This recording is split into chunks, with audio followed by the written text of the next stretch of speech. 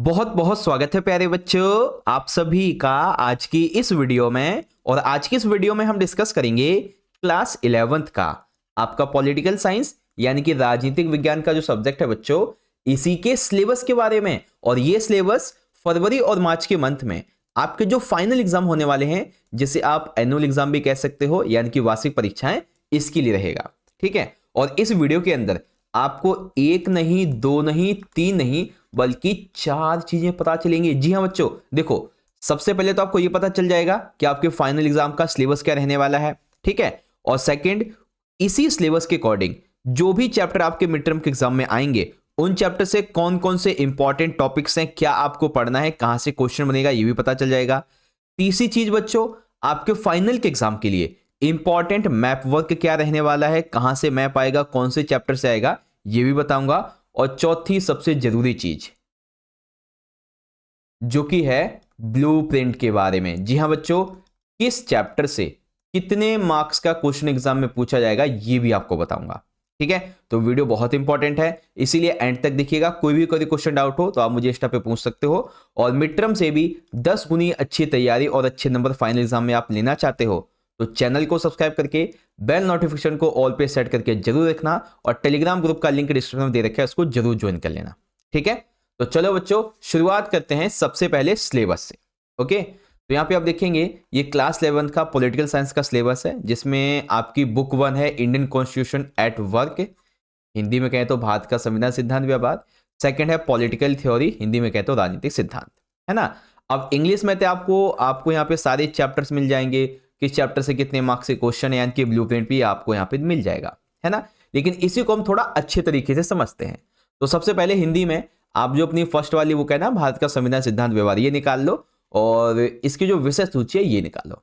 अब देखो, आपकी इस किताब में जितने भी आपके चैप्टर दिए हुए हैं, जितने भी, आपको ये सारे चैप्टर पढ़ने हैं फाइनल के एग्जाम के लिए। जी हाँ, चैप्टर 1 संविधान क्यों और कैसे, ये भी आएगा। भारतीय संविधान में अधिकार, ये भी आएगा। चुनाव और प्रतिनिधित्व, ये भी आएगा। ठीक है। कार्यपालिका, विधायिका, न्यायपालिका, संघवाद, स्थानीय शासन, संविधानिक जीवन दस्तावेज और संविधान का राजनीतिक दर्शन, सारे चैप्टर आपके फाइनल एग्जाम में आएंगे। पूरी किताब आने वाली है। ठीक है। वहीं बात करें ब्लूप्रिंट के बारे में, तो बच्चों चैप्टर 1 और चैप्टर नंबर 2, ये दोनों चैप्टर मिला के 8 नंबर के एग्जाम में क्वेश्चन बनेंगे आपके। ठीक है। तीसरे चैप्टर से 6 नंबर के क्वेश्चन बनेंगे बच्चों। और फिर कार्यपालिका, विधायिका और न्यायपालिका, इन तीनों ही चैप्टर से बच्चों आपके 12 नंबर के क्वेश्चन एग्जाम में पूछे जाएंगे। ओके। फिर संघवाद जो है ये 6 नंबर में आएगा बच्चों। स्थानीय शासन से 4 नंबर के क्वेश्चन होंगे और इन दोनों चैप्टर से आपके 4 नंबर के क्वेश्चन होंगे। तो टोटल मिला के बुक 1 आपकी 40 मार्क्स की आने वाली है। कितनी बच्चों? 40 नंबर की आएगी। ठीक है। तो ये आपको समझ में आ गया अच्छे तरीके से। चलो, अब इसी का इंग्लिश वर्जन देख लो बच्चों। Constitution why and how rights in the Indian constitution 8 number का रहेगा। इलेक्शन एंड रिप्रेजेंटेशन आपका 6 नंबर का रहेगा। एग्जीक्यूटिव, लेजिस्लेचर, जुडिशरी 12 नंबर के क्वेश्चन होंगे।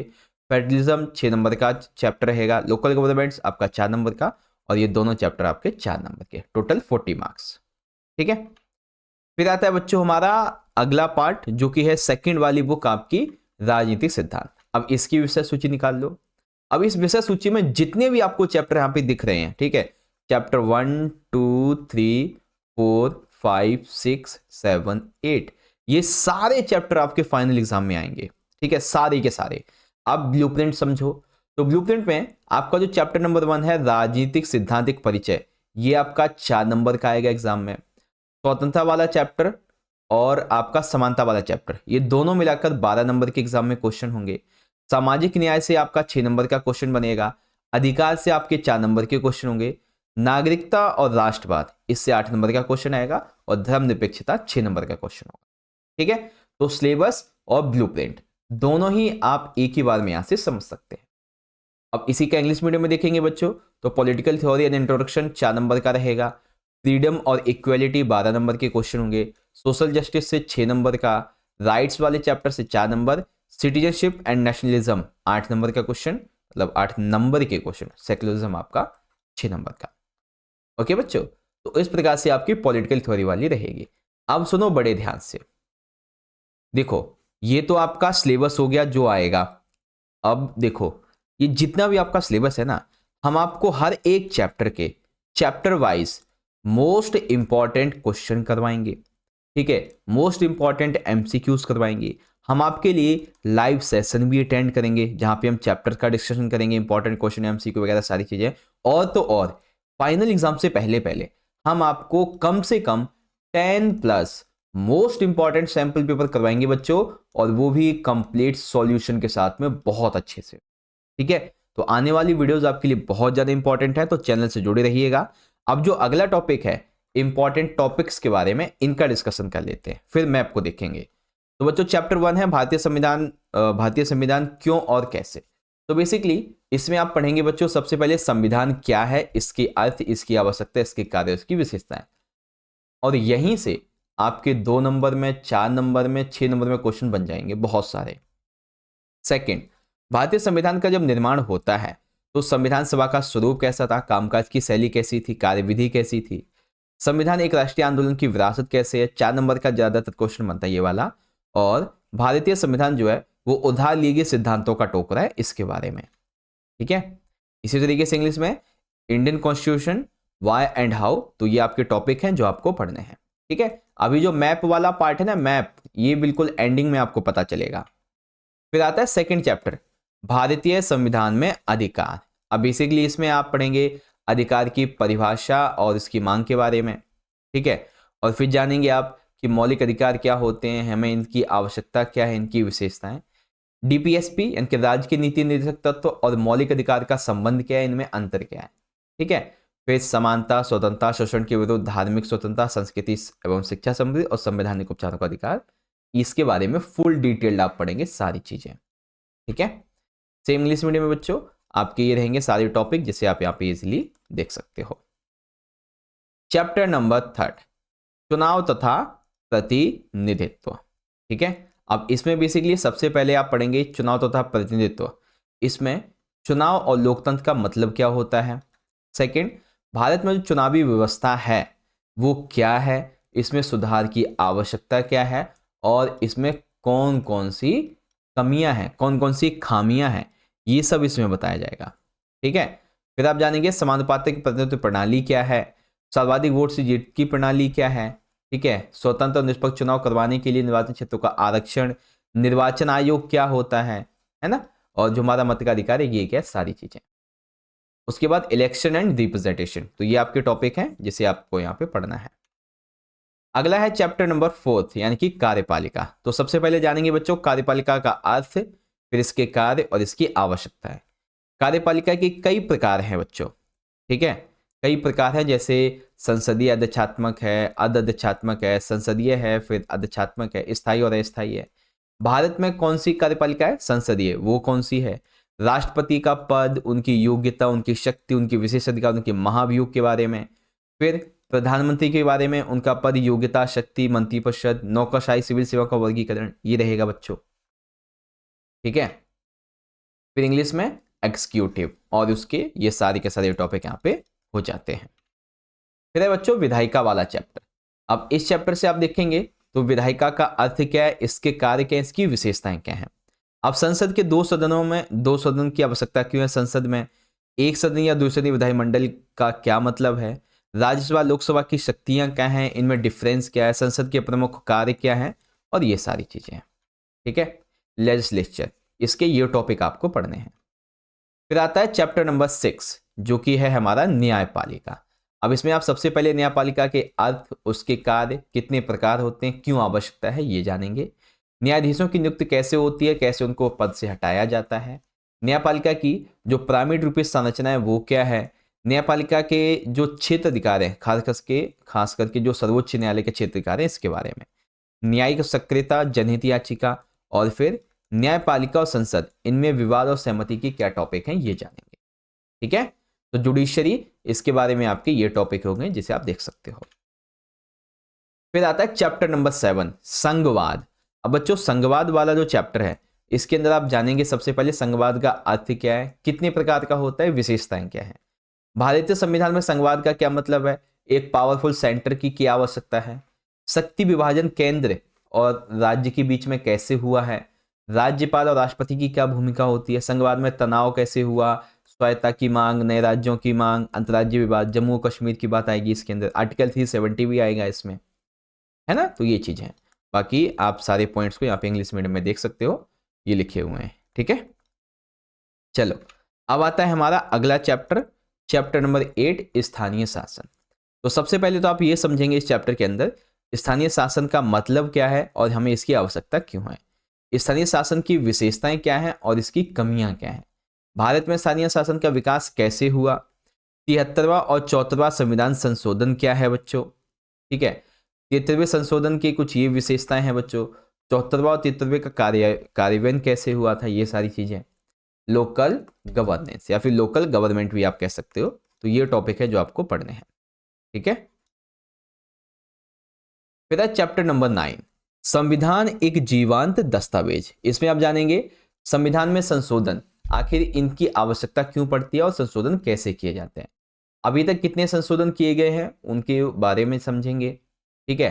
संविधान की मूल संरचना क्या है और संविधान एक जीवंत दस्तावेज कैसे है, इसमें न्यायपालिका का योगदान क्या है, ये सारी चीजें, ओके। फिर यही सारी चीजें आप इंग्लिश मीडियम में यहाँ पे देख सकते हैं, सब कुछ लिखा हुआ है। फिर आता है चैप्टर नंबर 10, संविधान का राजनीतिक दर्शन। इसमें संविधान का राजनीतिक दर्शन का मतलब क्या है, ठीक है, और ये सारे के सारे टॉपिक हैं जो कि आप यहाँ पे समझेंगे, ठीक है। और यही चैप्टर आपकी सेकंड बुक की नींव है बेसिकली, ठीक है। क्या है, सेकंड वाली बुक की आपकी नींव है, यहीं से इंट्रोडक्शन है दरअसल ये, है ना, political philosophy of the constitution. अब जो हमारी सेकंड वाली बुक है ना राजनीतिक सिद्धांत की, इसके जितने भी चैप्टर हैं, हर एक चैप्टर के इंपॉर्टेंट टॉपिक फटाफट से देख लेते हैं। जैसे कि चैप्टर नंबर 1, राजनीति सिद्धांतिक परिचय, तो इसमें आप सबसे पहले राजनीति सिद्धांत में राजनीति और राजनीति सिद्धांत का मतलब समझेंगे, राजनीति सिद्धांत में हम आखिर क्या पढ़ते हैं ये जानेंगे, हमें बेसिकली ये क्यों पढ़ना चाहिए और व्यवहार में उतारना, ये सब पढ़ेंगे, ठीक है। सेम इंग्लिश मीडियम में बच्चों आपके टॉपिक हो जाएंगे पॉलिटिकल इंट्रोडक्शन टू थ्योरी वाले चैप्टर का। सेकंड आपका जो चैप्टर है बच्चों वो है स्वतंत्रता। तो सबसे पहले आप स्वतंत्रता के अर्थ, फिर इसकी आवश्यकता और इसके कितने प्रकार होती है ये जानेंगे। स्वतंत्रता के आदर्श के रूप में नेल्सन मंडेला और आंग सान सू की कहानी है। स्वतंत्रता पर प्रतिबंध, इसके क्या स्रोत हैं और हमें इसकी आवश्यकता क्या है, हानि सिद्धांत, नकारात्मक सकारात्मक स्वतंत्रता, ये सब जानेंगे, ठीक है। चलो आगे आ जाओ, इसी का इंग्लिश वर्जन तो ये रहे बच्चों आपके फ्रीडम कह लीजिए या लिबर्टी कह लीजिए, ये आपका चैप्टर हो जाएगा और ये टॉपिक्स है। चैप्टर नंबर 3, समानता। तो सबसे पहले जानेंगे बच्चों समानता का अर्थ, हमें इसकी आवश्यकता क्या है, कितने प्रकार की समानता होती है, अवसरों की समानता का क्या मतलब है बच्चों, फिर प्राकृतिक असमानता और सामाजिक असमानता कौन सी होती है, समानता के कौन कौन से 3 आयाम हैं बच्चों ये भी हम जानेंगे, नारीवाद और समाजवाद, और फिर हम समानता को कैसे बढ़ावा दे सकते हैं ये भी जानेंगे, ठीक है। इक्वेलिटी, तो ये टॉपिक है बच्चों जो आपको यहां से पढ़ने हैं। फिर आता है चैप्टर नंबर 4, सामाजिक न्याय। तो इसमें आप जानेंगे बच्चों न्याय का अर्थ और न्याय की हमें आवश्यकता क्यों है, समान लोगों के प्रति समान व्यवहार, ये जो न्याय का सिद्धांत है इसके बारे में जानेंगे, ठीक है। तीसरा समानुपातिक न्याय, विशेष आवश्यकताओं की पहचान कैसे करते हैं, न्यायपूर्ण वितरण का क्या मतलब है होता है बच्चों, फिर जॉन रॉल्स के न्याय का सिद्धांत का क्या मीनिंग है, और सामाजिक न्याय का अनुसरण कैसे किया जाता है, और फिर 7वां मुक्त बाजार बनाम राज्य का हस्तक्षेप का मतलब क्या है, ठीक है। सेम इसी तरीके से इंग्लिश मीडियम में सोशल जस्टिस, और ये आपके छोटे छोटे टॉपिक्स हैं जो कि आपको मैंने बता दिए। फिर है हमारा चैप्टर नंबर 5 जिसका नाम है अधिकार। तो इसमें आप अधिकार के अर्थ, अधिकार की आवश्यकता, कितने प्रकार के होते हैं अधिकार ये जानेंगे, अधिकारों के स्रोत कौन कौन से हैं, ठीक है, कानूनी अधिकार कौन से होते हैं और राज्य का क्या संबंध है, और फिर इन्हीं अधिकारों को थोड़ा बड़ा करके इनके प्रकारों को आप समझेंगे, और फिर अधिकारों जिम्मेदारियों का क्या आपस में तालमेल है, ठीक है। राइट्स, उसके बारे में ये टॉपिक है जो कि आपको यहाँ पे पढ़ने हैं। चैप्टर नंबर 6 है बच्चों हमारा नागरिकता। इसमें आप नागरिकता के अर्थ, क्यों ये आवश्यक है, कितने प्रकार की नागरिकता होती है ये जानेंगे। पूर्ण और समान सदस्यता का क्या मतलब है, समान अधिकार का क्या मतलब है, नागरिकता प्राप्ति के तरीके और गंवाने के तरीके ये जानेंगे, नागरिक और राज्य का संबंध, सार्वभौमिक नागरिकता, वैश्विक नागरिकता, ये सब चीजें हैं, ठीक है। सिटीजनशिप, आपके ये सारे के सारे टॉपिक होंगे जिससे आप यहाँ से पढ़ सकते हो। चैप्टर नंबर 7 रहेगा बच्चों हमारा राष्ट्रवाद। तो इसमें आप राष्ट्रवाद के परिचय को समझेंगे। राष्ट्र और राष्ट्रवाद, इसमें साझी विश्वास और इतिहास की क्या इंपॉर्टेंस है, साझी राष्ट्रीय पहचान क्या है, राष्ट्रीय आत्मनिर्णय, राष्ट्रवाद और बहुलवाद में क्या मतलब होता है, राष्ट्रवाद को कैसे बढ़ावा देते हैं, ये सब होगा। ठीक है, नेशनलिज्म, और ये आपके सारे के सारे टॉपिक हैं। ओके, अब आता है सबसे आखिरी वाला चैप्टर, धर्मनिरपेक्षता। तो इसमें आप सबसे पहले जानेंगे बच्चों धर्मनिरपेक्षता आखिर है क्या। सेकंड, अंतर धार्मिक प्रभुत्व और अंतर धार्मिक वर्चस्व, इनमें क्या मतलब होता है। धर्मनिरपेक्ष राज्य की आवश्यकता क्या है और इसकी क्या क्या विशेषताएं होती हैं। धर्मनिरपेक्ष राज्य का पश्चिमी मॉडल क्या है और भारतीय मॉडल क्या है, और इनकी आलोचना, इनके संबंध, इनकी विशेषताएं। ठीक है, भारतीय धर्मनिरपेक्षता मॉडल की आलोचना है ना, इन सभी के बारे में। पश्चिमी आयात, अल्पसंख्यकवाद, हस्तक्षेपवादी, वोट बैंक की राजनीति, कुछ इस प्रकार से इसकी आलोचना है। ओके, सेम इसी तरीके से इंग्लिश मीडियम में सेक्युलरिज्म और इसके सारे के सारे ये टॉपिक आपके हो जाएंगे। ठीक है, तो अभी तक मैंने आपको आपकी जो दोनों बुक्स हैं इनके इंपॉर्टेंट टॉपिक्स भी बता दिए, सिलेबस से ब्लूप्रिंट भी। अब आता है सबसे आखिरी टॉपिक, पॉलिटिकल साइंस का मैप। अब मैप बच्चों देखो, सिलेबस में तो आपका एक्चुअली मैप नहीं दे रखा है। ठीक है, सिलेबस में कहीं पे भी मैप के बारे में कोई भी मेंशन नहीं है, कोई भी सिलेबस नहीं दे रखा। लेकिन हमने पिछले 10 साल का सिलेबस उठाया है और वहाँ से जो जो हमें मैप इंपॉर्टेंट लगा है आपके एग्जाम के लिए वो यहाँ पे हम आपको बता रहे हैं। ठीक है, जिसमें से चैप्टर नंबर 5 से द्विसदनीय विधायिका वाले प्रांत है, उसका ये मैप रहेगा। फिर चैप्टर नंबर 7 संघवाद वाले से सन 2000 में बने राज्य कौन से थे, वह राज्य जिनका गठन 1960 में हुआ था और 1966 में जिन राज्यों का गठन हुआ, और आर्टिकल 370। इसके अलावा कुछ और प्लेसेस हैं बच्चों। ठीक है, कुछ और प्लेसेस हैं जो कई बार एग्जाम में आए हैं, तो जब आपको मैं मैप की वीडियो प्रोवाइड करवाऊंगा ना, तो आपको वहां भी सारी चीज़ें समझा दूंगा। Okay, so don't worry, map की तैयारी आपकी और भी अच्छी हो जाएगी। ठीक है, अब आप सभी बच्चों को ये वीडियो अच्छी लगी है तो इस वीडियो को एक प्यारा सा लाइक जरूर करिएगा। अपने सभी दोस्तों में इस वीडियो को ज़्यादा से ज़्यादा शेयर करके उन्हें भी इन्फॉर्मेशन दे दीजिए।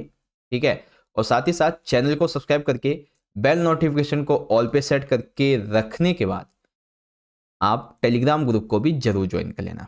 ठीक है, चलो बच्चों, मिलते हैं आपसे अगले सेशन में अगली वीडियो के साथ। तब तक के लिए आप सभी बच्चे पढ़ते रहिए, अपना ख्याल रखिएगा। बहुत बहुत धन्यवाद।